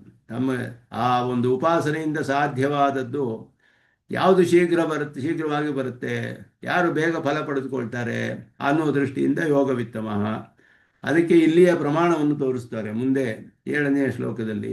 ಭವಾಮಿನ ಚಿರಾತ್ ಪಾರ್ಥನ, ಬೇಗ ಅವರಿಗೆ ನಾನು ಪಡೆದುಕೊಳ್ಳೋ ಹಾಗೆ ಆಗ್ಬಿಡ್ತೀನಿ ಅಂತ ಹೇಳುವಾಗ, ನ ಚಿರಾತ್, ಕಾಲ ವಿಳಂಬವಾಗುವುದಿಲ್ಲ, ಬೇಗ ಸಿಕ್ಬಿಡುತ್ತೆ ಅವರಿಗೆ ಫಲ. ನನ್ನನ್ನು ಉಪಾಸನೆ ಮಾಡುವವರಿಗೆ ಫಲ ಶೀಘ್ರವಾಗಿ ಸಿಗುತ್ತೆ, ಆತ್ಮೋಪಾಸನೆ ಮಾಡುವವರಿಗೆ ಬಹಳ ಕಷ್ಟ ತಡವಾಗಿ ಸಿಗುತ್ತೆ ಅನ್ನೋದನ್ನು ಅದು ಈ ಅಧ್ಯಾಯದಲ್ಲಿ ಉಪಪಾದನೆ ಮಾಡಲ್ಪಡುತ್ತೆ. ಆದ್ದರಿಂದ ಯೋಗವಿತ್ತಮತ್ವ ಅಂತ ಹೇಳುವುದು ಶೈಘ್ರ್ಯ ವಿಷಯಂ, ಫಲವು ಶೀಘ್ರವಾಗಿ ಬರುತ್ತೆ ಎನ್ನುವ ವಿಷಯವನ್ನು ಹೊಂದಿದೆ ಅನ್ನೋದು ಮುಂದೆ ಸ್ಪಷ್ಟವಾಗುತ್ತೆ. ಪ್ರಸಕ್ತಾಯಾಹ ಭಕ್ತೇಃ ಶ್ರೇಷ್ಠ್ಯಾಧಿಕಂ ಉಚ್ಯತೆ ಇತಿ ದ್ವಾದಶಾಧ್ಯಾಯ ಅರ್ಥಸಂಗತಿಂ ವಕ್ತುಂ ಪೂರ್ವೋಕ್ತಂ ಅನುವದನ್. ಭಕ್ತಿಯ ಶ್ರೇಷ್ಠವೇ ಇಲ್ಲಿ ಹೇಳಲ್ಪಡುತ್ತೆ ಅನ್ನೋದು ಹಿಂದೆ ಹೇಳಿದ ವಿಷಯವನ್ನು ಮತ್ತೆ ಅನುವಾದ ಮಾಡಿ, ಭಕ್ತಿಯೋಗ ಪ್ರಕರಣೇ ವೈಶ್ವರೂಪ್ಯ ಪ್ರದರ್ಶನ ಸಂಗತಿಮಪಿ ಅರ್ಥಾತ್ ವಿವಿನಕ್ತಿ. ಭಕ್ತಿಯೋಗ ಪ್ರಕರಣದಲ್ಲಿ ಮಾಡಲ್ಪಟ್ಟ ವಿಶ್ವರೂಪ ಪ್ರದರ್ಶನವೂ ಕೂಡ ಇಲ್ಲಿ ಸಂಗತಿಯಾಗಿ ಭಕ್ತಿಯೋಗ ನಿಷ್ಠಾನಾಂ ಸಾಕ್ಷಾತ್ಕೃತೆ ಹಿ ಪೂರ್ಣೋಪಾಸನಂ ಶಕ್ಯಂ ಉಪಾಸ್ಯತ್ವ ಫಲತ್ವ ಉಪಯುಕ್ತಾಕಾರೇಣ ತತ್ ಪ್ರಕಾಶನಂ ಚ ಯುಕ್ತಮಿತಿ ಭಾವ. ಇದರಿಂದ ಇಲ್ಲಿ ಮೊದಲು ಸಾಕ್ಷಾತ್ಕಾರವನ್ನು ಹೇಳಿ ಆಮೇಲೆ ಉಪಾಸನೆ, ಪೂರ್ಣೋಪಾಸನೆ, ಪರ್ಯುಪಾಸತೆ ಅಂತ ಹೇಳಿದ್ರಿಂದ ಪೂರ್ಣವಾದ ಉಪಾಸನೆ ಮಾಡಬೇಕಾದ್ರೆ ಸಾಕ್ಷಾತ್ಕಾರವಾದರೆ ಮಾಡಬಹುದು. ಆದ್ದರಿಂದ ಉಪಾಸ್ಯತ್ವ ಫಲತ್ವ ಇದಕ್ಕೆಲ್ಲ ಉಪಯುಕ್ತವಾದ ಆಕಾರವನ್ನು ತೋರಿಸ್ಕೊಳ್ಳೋದು ಯುಕ್ತವಾದದ್ದೇ. ಪರಮಾತ್ಮನ ವಿಶ್ವರೂಪ ದರ್ಶನ ಯಾಕೆ ಮಾಡಿದೆ ಅಂದರೆ, ಪೂರ್ಣವಾಗಿ ಅವನು ಉಪಾಸನೆ ಮಾಡಬೇಕಾದ್ರೆ ಅವನ ಒಂದು ಉಪಾಸ್ಯತ್ವವನ್ನು, ಫಲತ್ವ ಇವುಗಳನ್ನೆಲ್ಲ ಇದಕ್ಕೆ ಉಪಯುಕ್ತವಾದ ಆಕಾರಗಳನ್ನು ತೋರಿಸ್ಕೊಳ್ಬೇಕು. ಯಾಕೆ ಪರಮಾತ್ಮನ ಉಪಾಸ್ಯನಾಗಿದ್ದಾನೆ, ಯಾಕೆ ಅವನನ್ನೇ ಪಡೆದುಕೊಳ್ಬೇಕು ನಾವು ಅಂತ ಹೇಳಿದ್ರೆ, ಅದಕ್ಕೆ ಉಪಯುಕ್ತವಾದ ಎಲ್ಲ ಆಕಾರಗಳನ್ನು ತನ್ನ ವಿಶ್ವರೂಪದಲ್ಲಿ ಸಾಕ್ಷಾತ್ತಾಗಿ ಪ್ರದರ್ಶನ ಮಾಡಿದ ಪರಮಾತ್ಮ. ಆದ್ದರಿಂದಲೇ ಪೂರ್ಣೋಪಾಸನೆಯು ಸಾಧ್ಯವಾಗುತ್ತೆ. ಪ್ರಸ್ತುತ ಸಾಕ್ಷಾತ್ಕಾರಾದಿ ಕಾರಣ ಪ್ರಧಾನ ಸಂಗತಿ ಸ್ಥಲಮಾಹ ಉಕ್ತಂಚ ಅಂತ ಹೇಳಿ ಇಲ್ಲಿ ಪ್ರಧಾನವಾದ ಸಂಗತಿ ಇಲ್ಲಿ ಹೇಳಿದ್ಬಿಡುತ್ತೆ. ಉಕ್ತ್ಯಂತ ತತ್ವತಃ ಭಗವದ್ಜ್ಞಾನ ದರ್ಶನ ಪ್ರಾಪ್ತಿನ ವೈಕಾಂತಿಕ ಆತ್ಯಂತಿಕ ಭಗವದ್ ಭಕ್ತಿಯೇಕ ಲಭ್ಯತ್ವಂ ಅನ್ನೋದು ಇಲ್ಲಿ ಪ್ರಸ್ತುತವಾದ ಸಾಕ್ಷಾತ್ಕಾರವೇ ಮೊದಲು ಅದಕ್ಕೆ ಕಾರಣವಾದಂತಹ ಪ್ರಧಾನವಾದ ವಿಷಯ. ಸ್ವಪ್ರಕಾಶನ ಹೇತು ಕಾರುಣ್ಯಾಧಿಕಂ. ಒಂದೊಂದು ಗುಣಕ್ಕೂ ಕೂಡ ಗುಣಗಳಿಗೆ ವಿಶೇಷವಾದ ಇದನ್ನೇ ಹೇಳ್ತಾರೆ. ತನ್ನನ್ನೇ ಅವನು ಪ್ರಕಾಶನ ಪಡಿಸ್ಕೊಳ್ಬೇಕಾದ್ರೆ ಅತ್ಯಂತ ಕರುಣೆ ಇದ್ದರೇ ಸಾಧ್ಯ. ಕರುಣಾಮೂರ್ತಿ ಆದ್ದರಿಂದ ತನ್ನನ್ನೇ ಪ್ರಕಾಶಪಡಿಸ್ಕೊಳ್ತಾನೆ. ಕಾರುಣ್ಯ ಮೊದಲಾದದ್ದು, ಸೌಶೀಲ್ಯ ಮೊದಲಾದದ್ದು. ತದೇವ ಕಾರ್ಯಸಿದ್ಧ್ಯರ್ಥಂ ಸತ್ಯ ಸಂಕಲ್ಪತ್ವೋಕ್ತಿ. ಅವುಗಳು ಮುಂದೆ ಇವನಿಗೆ ಉಂಟಾಗಬೇಕಾದರೆ ಸತ್ಯ ಸಂಕಲ್ಪತ್ವ ಅನ್ನೋದು ಇರಬೇಕು. ಆದ್ದರಿಂದ ಇವನು ಕರುಣೆ ಮಾತ್ರ ಇದ್ದು ನಾನು ತೋರಿಸ್ಕೊಳ್ತೀನಿ ಅಂತ ಹೇಳಿದ್ರೆ ಆ ತೋರಿಸ್ಕೊಳ್ಳೋದು ಪೂರ್ಣವಾಗಬೇಕಲ್ಲ. ಇವನು ಅದೇ ರೀತಿ ಸಂಕಲ್ಪ ಮಾಡಿದ್ರೆ ಆ ಸಂಕಲ್ಪವನ್ನು ಯಾರು ತಡೆಯೋದಕ್ಕಾಗೋದಿಲ್ಲ. ಸತ್ಯ ಸಂಕಲ್ಪನ ಆದ್ದರಿಂದ ಏನು ಸಂಕಲ್ಪ ಮಾಡಿದ್ರೆ ಅದರ ಜೊತೆಗೆ ಕರುಣೆಯನ್ನು ಹೊಂದಿದ್ದಾನೆ. ಆದ್ದರಿಂದ ತನ್ನನ್ನು ಪ್ರಕಾಶಪಡಿಸ್ಕೊಂಡ ಅದನ್ನು ಯಾರು ನಾನು ಪ್ರಕಾಶಪಡಿಸ್ಕೊಳ್ತೀನಿ ಸಂಕಲ್ಪ ಮಾಡಿದ್ರೆ ಅದು ತಡೆಯೋರು ಯಾರೂ ಇಲ್ಲ. ಆದ್ದರಿಂದ ಸತ್ಯ ಸಂಕಲ್ಪ ಅದು ಅದರ ಕಾರ್ಯವು ಸಿದ್ಧಿಯಾಗಿಯೇ ಆಗುತ್ತೆ. ಉಪಾಯ ಫಲ ನಿರ್ದೇಶಾನಂತರಂ ಫಲ ಅವಿಲಂಬಾದಿ ಉಕ್ತಿ ಇತಿ ಅನಂತರಂ. ಉಪಾಯವನ್ನು ಫಲವನ್ನು, ಭಕ್ತಿಯೇ ಉಪಾಯ, ಅನನ್ಯ ಭಕ್ತಿಯೇ, ಫಲವು ಪರಮಾತ್ಮನೇ ಫಲ.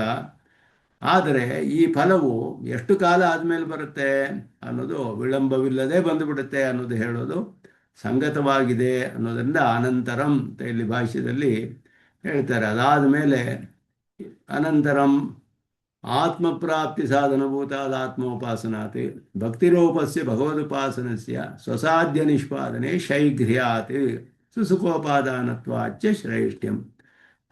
ಫಲವನ್ನು ಮತ್ತು ಉಪಾಯವನ್ನು ಹೇಳಿದ ಮೇಲೆ ಈ ಫಲವು ಈ ಉಪಾಯದಿಂದ ಎಷ್ಟು ಕಾಲ ಆದಮೇಲೆ ಬರುತ್ತೆ ನನಗೆ ಅನ್ನುವ ಆಕಾಂಕ್ಷೆ ಬರುತ್ತೆ. ಆದ್ದರಿಂದ ಫಲವು ವಿಳಂಬವಿಲ್ಲದೆ ಬರುತ್ತೆ ಅನ್ನೋದು ಹೇಳಲ್ಪಡುತ್ತೆ. ಏತೇನ ಭಕ್ತೇ ಶ್ರೇಷ್ಠ್ಯಂ. ಇದು ಆಳವಂದಾರರ ಸ್ತೋತ್ರ ಗೀತಾರ್ಥ ಸಂಗ್ರಹ. ಭಕ್ತೇ ಶ್ರೇಷ್ಠ್ಯಂ ಉಪಾಯೋಕ್ತಿ ಅಶಕ್ತಸ್ಯ ಆತ್ಮನಿಷ್ಠತಾ ತತ್ಪ್ರಕಾರಾಃ ತು ಅತಿಪ್ರೀತಿ ಭಕ್ತೇ ದ್ವಾದಶ ಉಚ್ಯತೆ. ಎಲ್ಲವೂ ಇಲ್ಲಿ ಇವರು ಹೇಳಿರೋ ವಿಷಯಗಳನ್ನೇ, ಆಳವಂದಾರ ಹೇಳಿದ ವಿಷಯವನ್ನೇ ಇಲ್ಲಿ ಭಾಷ್ಯಕಾರರು ಒಂದೊಂದು ಅಧ್ಯಾಯದಲ್ಲಿಯೂ ಹೇಗೆ ಅದಕ್ಕೆ ಅನುಗುಣವಾಗಿಯೇ ವಿಸ್ತಾರವಾಗಿ ವ್ಯಾಖ್ಯಾನ ಮಾಡಿದ್ದಾರೆ ಎಂದು ಸ್ವಾಮಿ ದೇಶಿಕನ್ ತೋರಿಸ್ತಾರೆ. ಭಕ್ತೇ ಶ್ರೇಷ್ಠ್ಯಂ ಭಕ್ತನ ಒಂದು ಶ್ರೇಷ್ಠ್ಯವು ಪರಮಾತ್ಮನ ಉಪಾಸನೆ ಮಾಡುವುದು ಶ್ರೇಷ್ಠನಾದವನು. ಯಾಕೆಂದರೆ ಶೀಘ್ರ ಫಲ ಬರುತ್ತೆ. ಉಪಾಯೋಕ್ತಿ, ಹಾಗೆಯೇ ಅದು ಉಪಾಯವೂ ಕೂಡ, ಭಕ್ತಿಯೇ ಉಪಾಯ, ಅದುವೇ ಶ್ರೇಷ್ಠವಾದದ್ದು. ಅಶಕ್ತಸ್ಯ ಆತ್ಮನಿಷ್ಠತ, ಅದನ್ನು ಮಾಡಲು ಅಶಕ್ತನಾದವನು ಆತ್ಮೋಪಾಸನೆಯನ್ನು ಮಾಡ್ತಾನೆ. ಅವುಗಳ ಪ್ರಕಾರಗಳು ತತ್ಪ್ರಕಾರ. ಮತ್ತು ಭಕ್ತೇ ಅತಿ ಪ್ರೀತಿ, ಅತ್ಯಂತ ಪ್ರೀತಿಯ ಇರುವಂತಹದ್ದು ಭಕ್ತಿ. ಇದೆಲ್ಲವೂ ಕೂಡ 12ನೇ ಅಧ್ಯಾಯದಲ್ಲಿ ಹೇಳಲ್ಪಟ್ಟಿದೆ. ಸಂಗ್ರಹ ಶ್ಲೋಕವು ಕೂಡ ಇಲ್ಲಿ ವ್ಯಾಖ್ಯಾನ ಮಾಡಲ್ಪಟ್ಟಿದೆ. ಅತಿ ಪ್ರೀತಿ ಇತ್ಯಾದಿನ ಸಂಗೃಹೀತಸ್ಯ 12ನೇ ಅಂತಿಮ ಶ್ಲೋಕಾರ್ಥಸ್ಯ ಭಾಷ್ಯೆ ಚಕಾರೇಣ ಸಂಗ್ರಹ. 12ನೇ ಅಧ್ಯಾಯದ ಕಡೆಯ ಶ್ಲೋಕವು ಕೂಡ ಅತಿ ಪ್ರೀತಿ ಅನ್ನೋದ್ರಿಂದ ಅಲ್ಲಿ ಸಂಗ್ರಹವಾಗಿ ಹೇಳ್ತಾರೆ. 12ನೇ ಅಧ್ಯಾಯದ ಕಡೆಯ ಶ್ಲೋಕವನ್ನು ಕೂಡ ಶ್ರದ್ಧಾವಾನ್, ಇಲ್ಲಿ ಮುಂದೆ ಹೇಳುವ ಭವಾಮಿನ ಚಿರಾತ್ ಪಾರ್ಥ ಅನ್ನುವ ಅರ್ಥ ಈ ಶ್ಲೋಕವನ್ನು ಕೂಡ ಇಲ್ಲಿ ಹೇಳ್ತಾ ಇದ್ದಾರೆ. ಉಪಕ್ರಾಂತೋಪಸಂಹಾರ ಮಾತ್ರ ರೂಪತ್ವಾತ್ತಸ್ಯ ಪೃಥಗನುಕ್ತಿ ಚಕಾರೇಣ ಸಂಗ್ರಹ. ಭಕ್ತಿ 12 ಶ್ಲೋಕಾರ್ಥಸ್ಯ ಚ ಭಾಷ್ಯೆ ಚಕಾರೇಣ ಸಂಗ್ರಹ. ಅತಿ ಪ್ರೀತಿ ಮೊದಲಾದೆಲ್ಲ ಚ ಅನ್ನೋದು ಇಲ್ಲ, ಅಷ್ಟೇ ಹೇಳಿಬಿಟ್ರು, ಇನ್ನೇನು ಅದಕ್ಕೆ ವಿಶೇಷವಾಗಿ ಹೇಳಲಿಲ್ಲ. ತದಪೇಕ್ಷಿತಾಶ್ಚ ಉಚ್ಯಂತೆ. ಚ ಆ ಚಕಾರದಿಂದ ಇಲ್ಲವೂ ಹೇಳಲ್ಪಟ್ಟಿದೆ, ಕಡೆ ಶ್ಲೋಕದ ಅರ್ಥವನ್ನೆಲ್ಲ ಅಂತ ಹೇಳಿ ಅದಕ್ಕೆ ವಿಸ್ತಾರವಾಗಿ ಹೇಳಲಿಲ್ಲ, ಮತ್ತೆ ಬೇರೆಯಾಗಿ ಅದನ್ನು ಹೇಳಲಿಲ್ಲ. ಅಸ್ಮಿನ್ ಅಧ್ಯಾಯೇ ಯೋಗವಿತ್ತಮ ಯುಕ್ತತಮ ಆದಿಶಬ್ದೈ, ಯುಕ್ತತಮ ಯೋಗವಿತ್ತಮ ಮೊದಲಾದ ಶಬ್ದಗಳಿಗೆ ಪ್ರಶ್ನೋತ್ತರಗತೈ ತಾರತಮ್ಯ ಮಾತ್ರ ಮುಚ್ಯತೆ. ತಾರತಮ್ಯ ಅಷ್ಟೇನೆ, ಯುಕ್ತತಮ ಯೋಗವಿತ್ತಮ ಎಲ್ಲ ಒಂದಕ್ಕೊಂದಕ್ಕೂ ಸ್ವಲ್ಪ ಹೆಚ್ಚು ಕಡಿಮೆ ಅಷ್ಟೇನೆ. ತಚ್ಚ ಉಪಾಸ್ಯ ಪ್ರಕರ್ಷ ಹೇತು ಫಲತಾರತಮ್ಯ ನಿಬಂಧನಂ ಕಿಂ ನ ಸ್ಯಾತ್ ಇದು ಭಗವದುಪಾಸನಸ್ಯ. ಉಪಾಸ್ಯನ ಪ್ರಕರ್ಷಕ್ಕೆ ಕಾರಣದಿಂದಲೂ ಉಪಾಸ್ಯ ಪ್ರಕರ್ಷ ಹೇತುಕ ಫಲತಾರತಮ್ಯ ನಿಬಂಧನಂ. ಉಪಾಸ್ಯನು ಅತ್ಯಂತ ಉತ್ಕೃಷ್ಟನಾದ್ದರಿಂದ ಫಲದಲ್ಲಿ ತಾರತಮ್ಯವಿರೋದ್ರಿಂದ ಯೋಗವಿತ್ತಮರು ಅಂತ ಯಾಕೆ ಹೇಳಬಾರ್ದು ಅಂತ ಹೇಳಿದ್ರೆ, ಉಪಾಸ್ಯನ ಶ್ರೇಷ್ಠದಿಂದ ಹೇಳಲ್ಪಟ್ಟಿಲ್ಲ, ಇಲ್ಲಿ ಶೀಘ್ರದಲ್ಲಿ ಫಲ ಬರುತ್ತೆ ಎನ್ನುವ ದೃಷ್ಟಿಯಿಂದ ಹೇಳಲ್ಪಡ್ತಿದೆ ಅನ್ನೋದ್ರಿಂದ ಭಗವದುಪಾಸನವು ಶೀಘ್ರವಾದುದರಿಂದಲೂ ಸುಖವಾಗಿ ಉಪಾದನೆ ಮಾಡಲು ಸಾಧ್ಯವಾದ್ದರಿಂದ ಅಂತ ಹೇಳುತ್ತೆ. ಇಲ್ಲಿ ಸಂಪ್ರತಿ ಪನ್ನಾಂಶ ಪುನಃ ಪ್ರಶ್ನ ನಯುಕ್ತ. ತಿಳಿದಿರುವ ವಿಷಯದಲ್ಲೇ ಮತ್ತೆ ಪ್ರಶ್ನೆ ಮಾಡೋದಕ್ಕೆ ಸಾಧ್ಯವಿಲ್ಲ. ಅರ್ಜುನನ್ನು ಪ್ರಶ್ನೆ ಮಾಡ್ತಿರೋದು ಭಗವಂತನ ಉಪಾಸಕರು, ಆತ್ಮೋಪಾಸಕರಲ್ಲಿ ಯಾರು ಯೋಗವಿತ್ತಮರು ಅಂದರೆ ಭಗವಂತನ ಉಪಾಸಕರು ಶ್ರೇಷ್ಠರು ಅನ್ನೋದರಲ್ಲಿ ಉಪಾಸನ ದೃಷ್ಟಿಯಿಂದ ಚೆನ್ನಾಗಿ ತಿಳಿದ ವಿಷಯವೇ, ಅದು ಹಿಂದೆ ಹೇಳಲ್ಪಟ್ಟಿದೆ. ಆ ವಿಷಯದಲ್ಲಿ ಮತ್ತೆ ಅವನು ಪ್ರಶ್ನೆ ಮಾಡೋದಕ್ಕೆ ಸಂಭವವಿಲ್ಲ. ಆದರೆ ಇಲ್ಲಿ ಇದ್ದಿದ್ದ ಅವನಿಗೆ ಸಂದೇಹ, ಯಾರಿಗೆ ಶೀಘ್ರವಾಗಿ ಫಲ ಬರುತ್ತೆ ಅನ್ನೋ ವಿಷಯದಲ್ಲ. ಆದ್ದರಿಂದ ಹೀಗೆ ಅರ್ಥ ಮಾಡಲ್ಪಟ್ಟಿದೆ.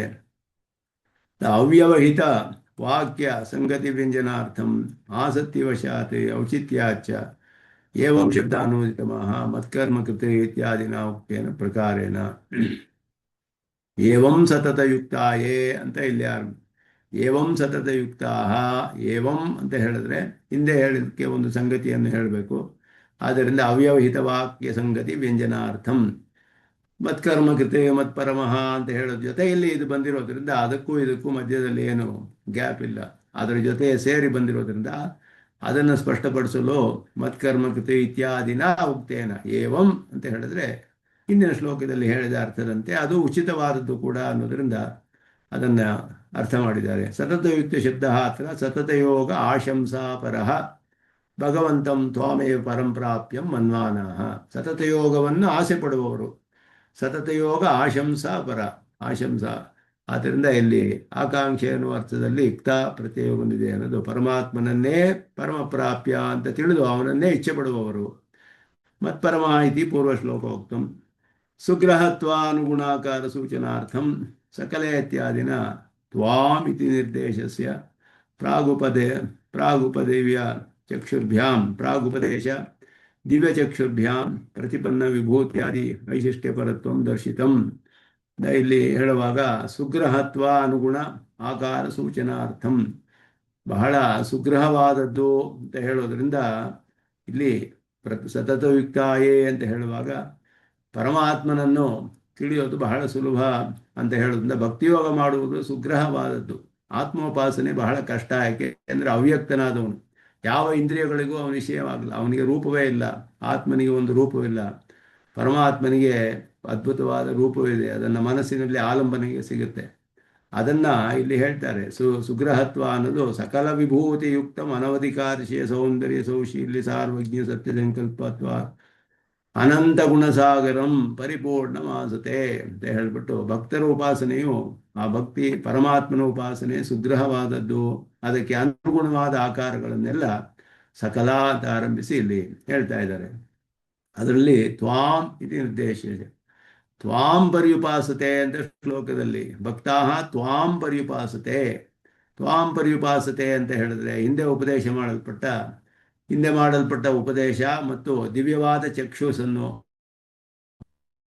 ಕೊಟ್ಟಿದ್ದು, ಇದೆಲ್ಲವೂ ಕೂಡ ಪ್ರತಿಪನ್ನ ವಿಭೂತ್ಯಾದಿ ವೈಶಿಷ್ಟ್ಯ ಪರತ್ವಂ, ಚೆನ್ನಾಗಿ ತಿಳಿದು ಬಂದಂತಹ ವಿಭೂತಿ ಮೊದಲಾದ ವೈಶಿಷ್ಟ್ಯವನ್ನೆಲ್ಲ ತಿಳಿಸುತ್ತೆ. ಇದು ಸಕಲ ಅನ್ನುವುದರಿಂದ ತಿಳಿಸ್ತಾರೆ ಅದನ್ನು.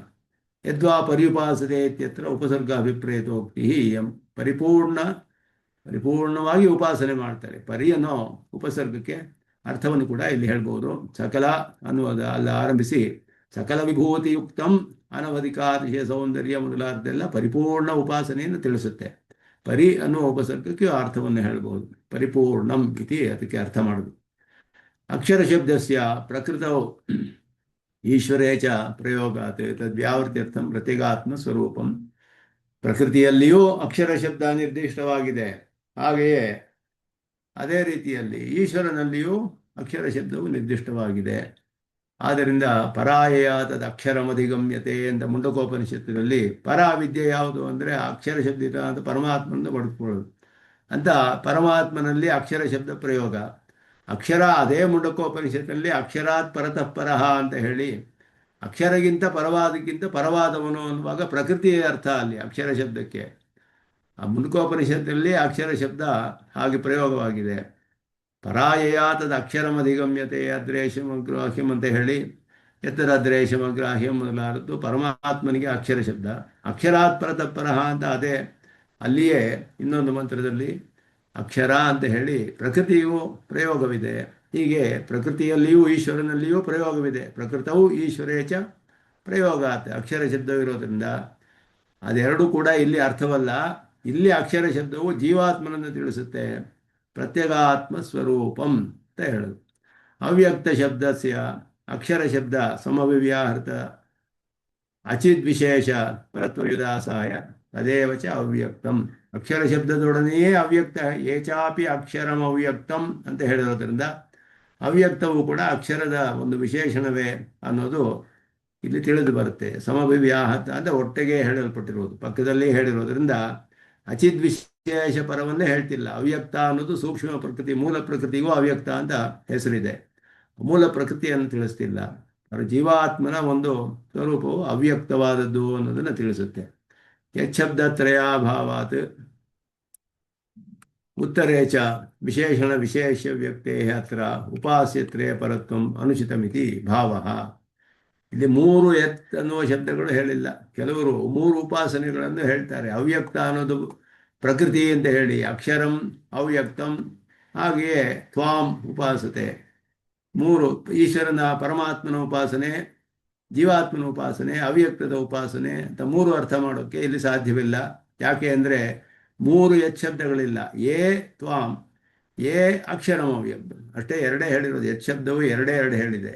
ಆದ್ದರಿಂದ ಇಲ್ಲಿ ಇಬ್ಬರೇ ಎರಡು ಉಪಾಸನೆಗಳೇ ಇಲ್ಲಿ ಹೇಳಿಲ್ಪಟ್ಟಿರೋದೇ ಹೊರತು ಮೂರು ಉಪಾಸನೆ ಅಲ್ಲ.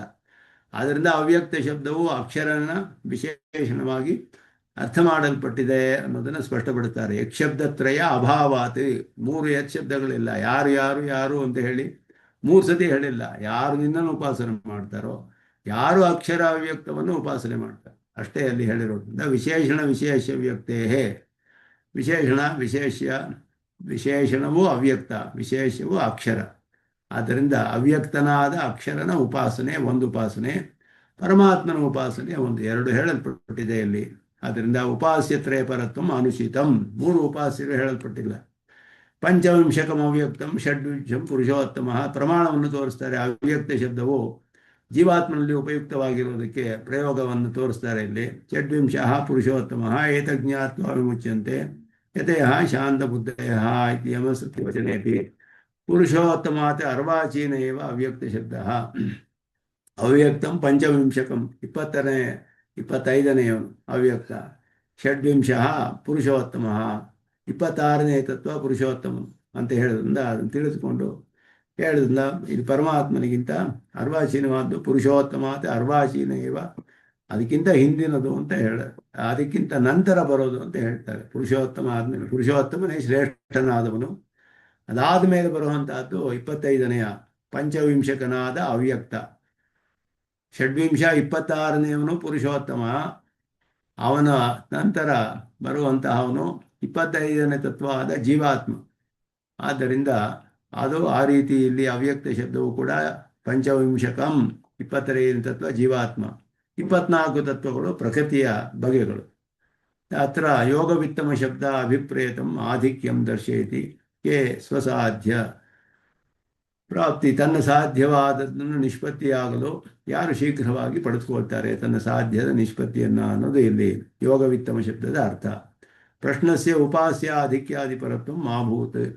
ಉಪಾಸ್ಯನ ಆಧಿಕ್ಯದಿಂದ ಆಗಿಲ್ಲ, ಪ್ರಶ್ನೆಯಲ್ಲಿ ಹೇಳಲ್ಪಟ್ಟಿಲ್ಲ. ಉಕ್ತಾರ್ಥ ಬರುತ್ತೆ ಕಿಂ ಪ್ರಮಾಣಂ, ಹೇಗೆ ಇದನ್ನು ಹೇಳ್ತೀರಾ ಈ ರೀತಿ ಶೀಘ್ರವಾಗಿ ಫಲ ಬರುತ್ತೆ ಅನ್ನುವ ದೃಷ್ಟಿಯಿಂದ ಯೋಗವಿತ್ತಮತ್ವ ಹೇಳಿರೋದು ಹೇಗೆ ಹೇಳೋಕ್ಕೆ ಸಾಧ್ಯ ಅಂತ ಹೇಳಿದ್ರೆ ಭವಾಮಿನ ಚಿರಾತ್ ಪಾರ್ಥ ಅಂತ ಇಲ್ಲಿಯೇ ಶ್ಲೋಕವನ್ನು ಉದಾಹರಿಸ್ತಾರೆ. ಪ್ರಶ್ನ ಅನ್ಯಥಾ ಅನುಪಪತ್ಯೈವ ಪಾರಿಶೇಷ್ಯಾತೆ ಅರ್ಥಸಿದ್ಧ ಉತ್ತರವಾಕ್ಯೇತು ಸ್ಪಷ್ಟ. ಪ್ರಶ್ನಕ್ಕೆ ಅನ್ಯಥಾ ಅನುಪಪತ್ತಿ ಅಂದರೆ ಅದು ಶ್ರುತ್ಯರ್ಥಾಪತ್ತಿ ಅಂತ ಅರ್ಥ. ಅದಕ್ಕೆ ಬೇರೆ ಒಂದು ಅರ್ಥ ಮಾಡೋಕ್ಕೆ ಇಲ್ಲಿ ಸಾಧ್ಯವಿಲ್ಲ. ಆದ್ದರಿಂದ ಉಳಿದಿರೋದು ಒಂದೇ ಅರ್ಥ. ಉತ್ತರವಾಕ್ಯದಲ್ಲಿ ಅದು ಮುಂದೆ ಬರುವ ಶ್ಲೋಕದಲ್ಲಿ ಸ್ಪಷ್ಟವಾಗಿಯೇ ಹೇಳಲ್ಪಟ್ಟಿದೆ. ಉಪಾಸ್ಯನ ಶ್ರೇಷ್ಠ ಅನ್ನೋದು ಹಿಂದೆ ಹೇಳಲ್ಪಟ್ಟಿತು. ಹಿಂದೆ ಹೇಳಲ್ಪಟ್ಟಂದ್ರೆ ಈ ಪ್ರಶ್ನೆಗೆ ಉಪಾಸನ ಶ್ರೇಷ್ಠ ಅನ್ನೋದು ಸಾಧ್ಯವಲ್ಲ. ಮತ್ತೆ ಇನ್ನೇನು ಹೇಳಕ್ಕೆ ಸಾಧ್ಯ ಅಂದರೆ ಇನ್ನು ಮಿಕ್ಕಿರೋದೇನು ಅಂದರೆ ವಿಳಂಬವಿಲ್ಲದೆ ಫಲ ಕೊಡುವಂಥದ್ದು ಅನ್ನೋದೇ ಇಲ್ಲಿ ಉಳಿದಿರೋದು. ಆದ್ದರಿಂದ ಅದನ್ನು ಅರ್ಥ ಮಾಡಬೇಕು. ಪರಿಶೇಷ ಅನುಮಾನ ಅಂದರೆ ಉಳಿದಿರೋದು elimination, process of elimination. Eliminate ಮಾಡಿ ಇದಲ್ಲ ಅಂತ ಮಾಡಿದ್ರೆ ಉಳಿದಿರೋದು ಯಾವುದೋ ಅದನ್ನು ಅರ್ಥ ಮಾಡಬೇಕು. ಹಾಗೆ ಪಾರಿಶೇಷ್ಯಾತ್ ಅಯಂ ಅರ್ಥ ಸಿದ್ಧ. ಉಪಾಸಿನ ಶ್ರೇಷ್ಠ ಸ್ಪಷ್ಟವಾಗೇ ಇದೆ, ಪ್ರಶ್ನೆ ಕೇಳಬೇಕಾಗೇ ಇಲ್ಲ. ಆದ್ದರಿಂದ ಈ ಪ್ರಶ್ನೆಗೆ ಉಪಾಸಿನ ಪ್ರಶ್ನೆ ಉಪಪನ್ನವಲ್ಲ. ಇನ್ನು ಏನು ಉಳಿದಿದೆ ಅಂದರೆ ಶೀಘ್ರವಾಗಿ ಫಲ ಕೊಡುವಂಥದ್ದು. ಕ್ಲೇಶೋಧಿಕಸ್ತರಸ್ತೇಷಾಂ ಇದು ಕೂಡ ಮುಂದೆ ಹೇಳಲ್ಪಡುತ್ತೆ. ಇತ್ತೀಚ ಅಕ್ಷರನಿಷ್ಠಾತ್ ಪ್ರಕರ್ಷ ಉಚ್ಯತೆ. ಕ್ಲೇಶ ಅಧಿಕತರ ತೇಷಾಂ, ಅಕ್ಷರನಿಷ್ಠರಿಗೆ ಬಹಳ ಅತ್ಯಧಿಕವಾದ ಕ್ಲೇಶ ಅನ್ನೋದು ಕೂಡ ಮುಂದೆ ಹೇಳಲ್ಪಡುತ್ತೆ. ಬಹಳ ಕಷ್ಟ. ಯಾಕೆಂದರೆ ಮನಸ್ಸಿಗೆ ಆಲಂಬನೆ ಸಿಗೋದಿಲ್ಲ. ಅವ್ಯಕ್ತನಾದವನು ಇಂದ್ರಿಯಗಳಿಗೆ ವಿಷಯವಾಗೋದು ಬಹಳ ಕಷ್ಟ. ಅವನು ಧ್ಯಾನ ಮಾಡಿ ಪಡೆದುಕೊಳ್ಬೇಕು ಅಂತ ಹೇಳಿದ್ರೆ ಬಹಳ ಕಾಲವಾಗುತ್ತೆ. ಪರಮಾತ್ಮನ ದಿವ್ಯಮಂಗಳ ವಿಗ್ರಹವನ್ನು ಧ್ಯಾನ ಮಾಡೋದು ಅತ್ಯಂತ ಸುಖವಾದದ್ದು. ಸುಲಭವಾಗಿ ಧ್ಯಾನ ಮಾಡೋಕ್ಕೆ ಸಾಧ್ಯ, ಶೀಘ್ರವಾಗಿ ಬಲ ಕೊಡುತ್ತೆ ಅನ್ನೋದು ಇಲ್ಲಿ ಅದುವೇ ಹೇಳಲ್ಪಟ್ಟಿದೆ. ಯೋಗವಿತ್ತಮಾಹ ಅನ್ನೋದಕ್ಕೆ ಅದುವೇ ಅರ್ಥ ಅನ್ನೋದನ್ನು ಸ್ಪಷ್ಟವಾಗಿ ಸಮರ್ಥನೆ ಮಾಡ್ತಾರೆ. ಏವಂ ಸತತಯುಕ್ತಾಯೇ ಭಕ್ತಾಸ್ತ್ವಾಂ ಪರ್ಯುಪಾಸತೆ ಯೇ ಚಾಪಿ ಅಕ್ಷರಮವ್ಯಕ್ತಂ ತೇಷಾಂ ಕೆ ಯೋಗವಿತ್ತಮಾಹ ಅಂತ ಹೇಳಿ, ಯಾರು ಆತ್ಮೋಪಾಸನೆಯೋ ಭಗವದುಪಾಸನೆ ಮಾಡುವವರಲ್ಲಿ ಶೀಘ್ರವಾಗಿ ಫಲವನ್ನು ಯಾರು ಪಡೆದುಕೊಳ್ತಾರೆ ಅನ್ನೋದು ಇಲ್ಲಿ ಪ್ರಧಾನವಾಗಿ ಮಾಡಿದಂತಹ ಪ್ರಶ್ನೆ ಅನ್ನೋದನ್ನು ಸ್ಪಷ್ಟಪಡಿಸ್ತಾರೆ. ಅದನ್ನು ಮುಂದೆ ಅನುಸಂಧಾನ ಮಾಡೋಣ ಅಂತ ಹೇಳಿ ನಿಲ್ಲಿಸ್ಕೊಳ್ತೇನೆ. ಯೋ ನಿತ್ಯಮಚ್ಯುತ ಪದಾಂಬುಜಯುಗ್ಮರುಕ್ಮವ್ಯಾಮೋಹತಃ ತರಿತರಾಣಿ ಕಲಾಯಮೇನೆ ಅಸ್ಮದ್ಗುರೋರ್ಭಗವತೋಸ್ಯದೇಕ ಸಿಂಧೋ ರಾಮಾನುಜಸ್ಯ ಚರಣೌ ಶರಣಂ ಪ್ರಪದ್ಯೆ. ಕವಿತಾರ್ಕಿಕ ಸಿಂಹಾಯ ಕಲ್ಯಾಣ ಗುಣಶಾಲಿನೇ ಶ್ರೀಮತೆ ವೆಂಕಟೇಶಾಯ ವೇದಾಂತ ಗುರವೇ ನಮಃ. ಶ್ರೀಮತೆ ನಿಗಮಾಂತ ಮಹಾದೇಶಿಕಾಯ ನಮಃ. ಸರ್ವಂ ಶ್ರೀಕೃಷ್ಣ.